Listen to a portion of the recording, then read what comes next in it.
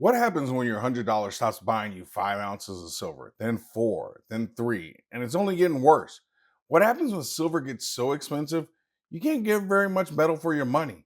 We've already seen this in gold. It's almost to the point where regular folks are completely priced out of meaningful stacking. Most people just can't afford to buy a full ounce anymore. And now it's happening to silver. So the real question becomes, how do you keep growing your wealth when your stack stops growing as much?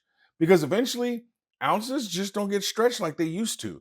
And that's the moment when smart investors stop chasing more physical metal and they start positioning themselves to benefit from rising silver prices in a different way. This is where the game changes. This is where you shift from just holding silver to learning how to ride the price wave, especially in a bull market. And this is where the Bullwhip Silver Strategy comes in.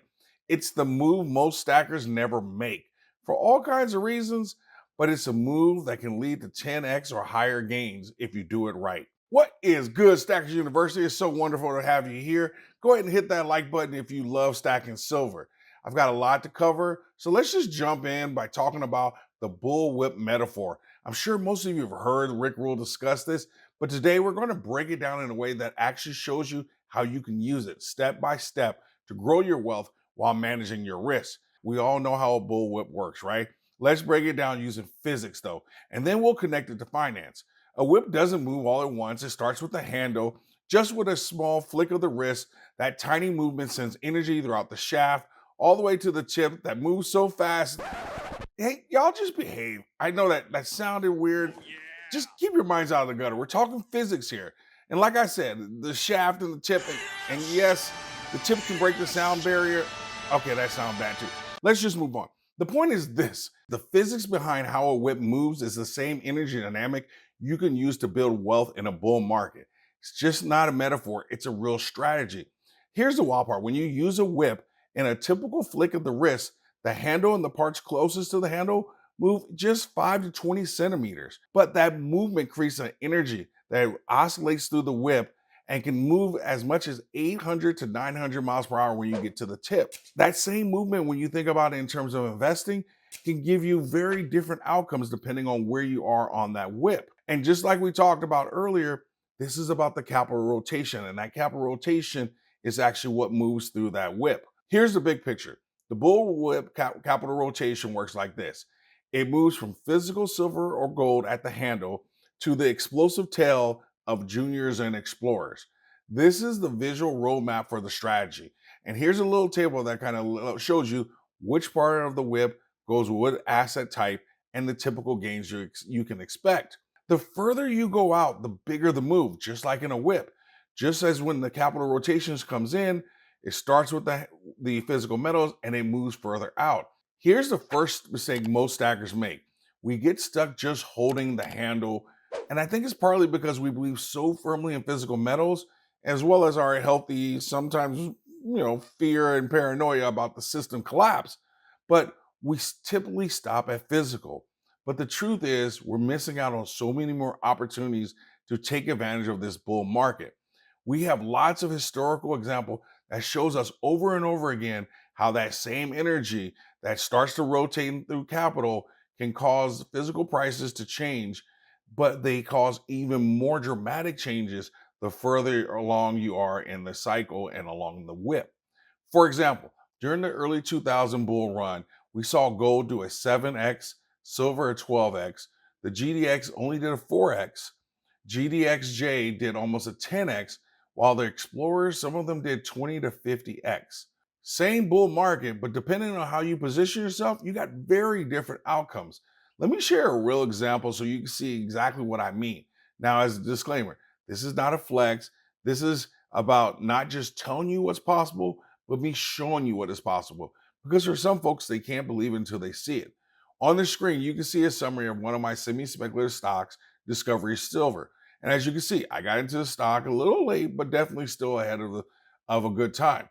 I followed my typical buying approach of buying in 4 tranches, as you can see. And there you can see the total gain from each one of those purchases.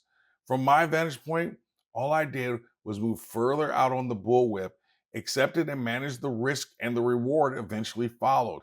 I can literally take the gains from this stock purchase and buy 4 times the amount of silver I could have if I would have just bought silver a year ago. So let's talk about how you can really use this bullwhip analogy as an investor. Ultimately, we want to ride the momentum of the whip instead of just holding the handle. And for us, that's the physical, but we have to move past that foundation. That's our foundation, but we got to move past that. And as price momentum builds and capital starts to rotate, particularly in the metals, they start to rotate into the ETFs simply because most people don't know how to buy physical metals. They just want the price exposure. So take a look at these next 2 charts that show how physical ETF inflows have increased over the last couple of years.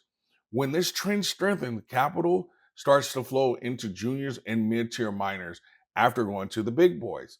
When the market then starts to go parabolic, that's when we will see explorers or speculative plays really take off.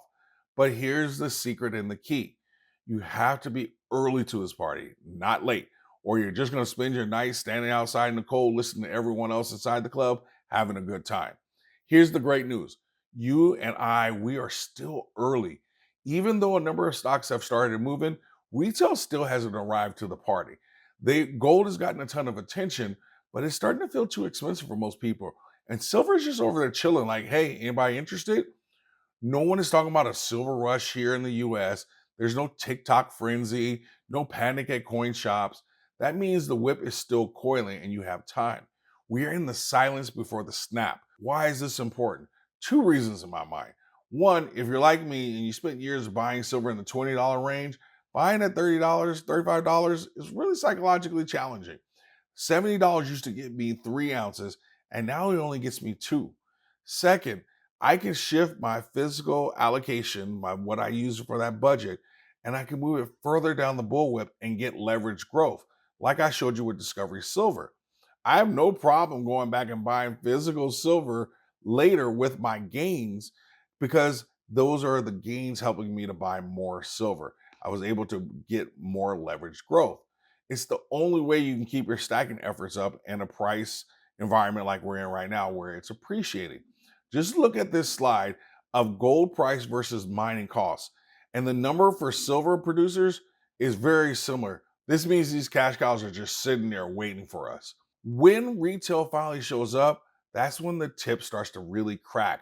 That's when explorers melt faces. And we quietly exit with our excess of gains as the regular person, the regular people are out there chasing profits, just like we're seeing right now in the Mag 7. Here's the bottom line. Without a handle, there's no whip. Stack your physical. If you only stack physical and you feel safe with that, you will be rewarded for your financial diligence.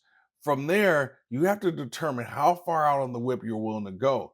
You don't need to chase all moonshots. You can simply watch the market and just slowly keep moving further out on the whip ahead of the general public and still benefit. Lots of people ask me, how do I start? And that's really a tough question for me to answer.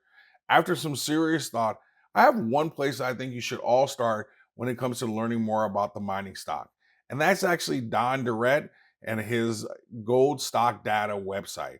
He has a YouTube channel, Don Durrett, and I really, really like what he does in terms of the service he provides to folks, as well as the videos he puts out covering the companies. That's my strong recommendation. Start with Don Durrett. You will learn, and then you will start to feel more and more comfortable about going out and actually purchasing some stocks if you don't know how to do so. Bull markets are not frequent, and you deserve the opportunity to advance financially if you're willing to do the work. If you simply learn how to rotate through the bullwhip, you'll find yourself uniquely positioned to capitalize on capital rotations along the bullwhip during a bull market. In the comments, what have been your recent physical metal purchases? Do you own mining stocks? If so, what's your favorite? Or simply put an A+ in the comments if you received any value, love stacking, want to show me some love, or just want everyone to know that you always stack smarter and never stop learning.